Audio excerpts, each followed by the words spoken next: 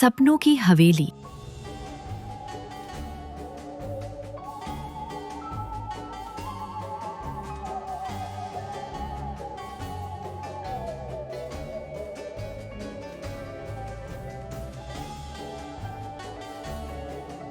कुछ सपने ऐसे होते हैं जो हमें जागते हुए भी याद आते रहते हैं। कुछ सपने ऐसे होते हैं जो पूरी रात सोने नहीं देते, और कई बार उन सपनों में कोई छुपी हुई बात होती है, कोई राज, कोई सच, या फिर कोई चेतावनी।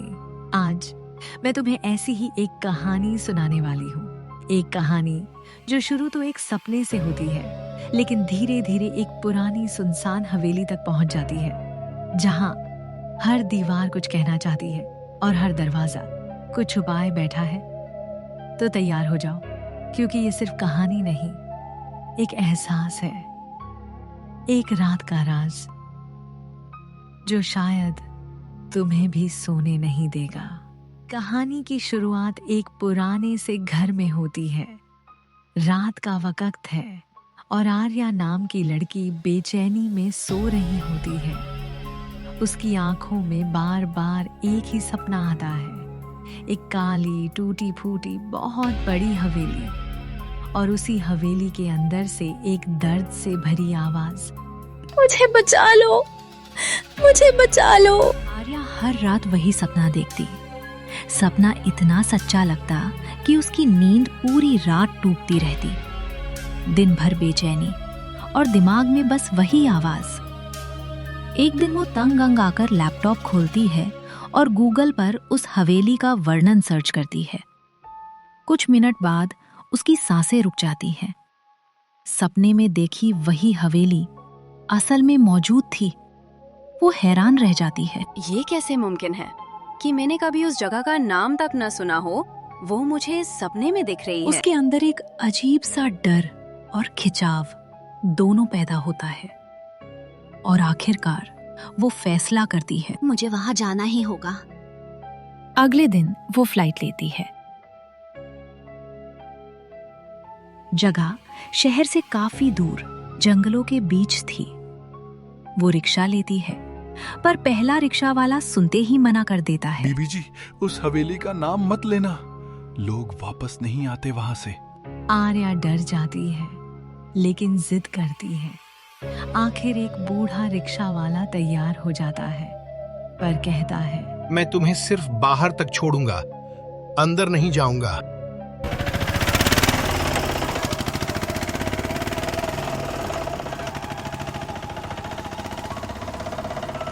हवेली के पास पहुंचकर रिक्शा वाला भाग जाता है। आर्या भारी सांस लेते हुए हवेली का बड़ा सा दरवाजा खोलती है। दरवाजे की आवाज दूर जंगल तक गूंजती है। पहला सामान्य, अंदर अजीब सन्नाटा था।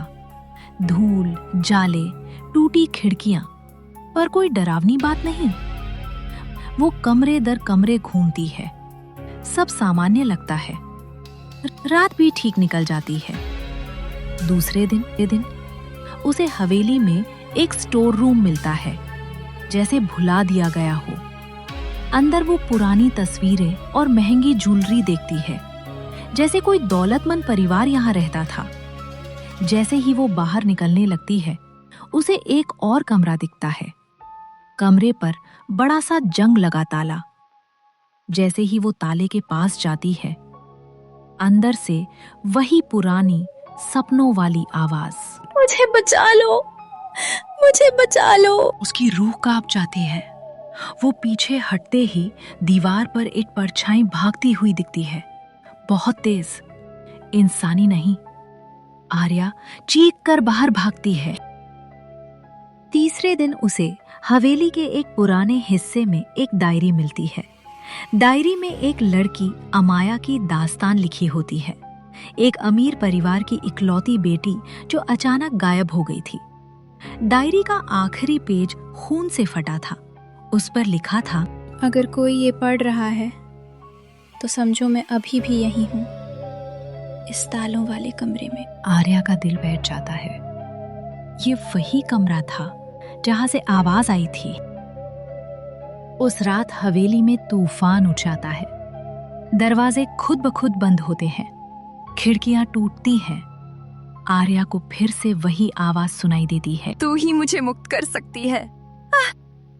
ताला अपने आप खुल जाता है। आर्या धीरे धीरे अंदर जाती है। अंदर बिल्कुल अंधेरा। जैसे ही आत्मा रोशनी बनकर हवा में उड़ती है, आर्या जमीन पर गिर पड़ती है। अगली सुबह जब वो उठती अगले है, दिन वो फ्लाइट उसे एक लेती है। बुजुर्ग औरत दिखी। आर्या ने पूछा, आप कौन? बेटा, कई साल पहले मैं इस हवेली में काम करती थी, लेकिन फिर कुछ पल में सब तबाह हो गया। मैंने तुम्हें देखा जब तुम इस हवेली में आई। मुझे यकीन था तुम आओगी। इस हवेली से मेरा रिश्ता क्या है? आर्या, जब तुम छोटी थी तब इस हवेली में आग लग गई थी।